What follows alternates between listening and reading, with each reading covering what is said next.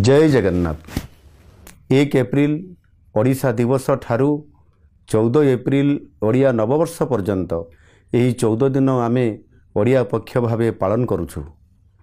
एही पक्षर प्रत्येक मुहूर्त सबु ओडियांक पई स्वाभिमान, संस्कृति, परंपरा और अस्मिता को नहीं प्रेरणार समय हेउ।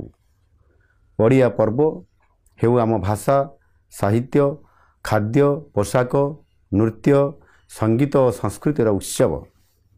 एही समय मध्यरे जो महापुरुष और महिषी मानक त्याग और बलिदान जो 1936 मसीह खंड विखंडित ओडिशार एकत्रीकरण संभव होइथिला, सही बिंधाणी मानकु आमे स्मरण करिबा और सम्मान देवा।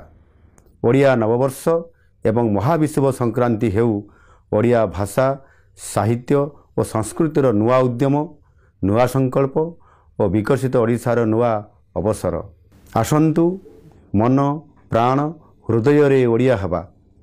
ओडिया भाषा, साहित्य, खाद्य, पोशाक एवं संस्कृति को आम दैनंदिन जीवनर अंश करिबा एवं एक स्वाभिमानी ओडिशा गढ़िबा। आसंतु उत्साह सहित गाँ, सहर और प्रत्येक घरे 1 एप्रिल रु 14 एप्रिल जाए ओडिया पक्ष पालन करिबा। धन्यवाद। वंदे उत्कल जननी।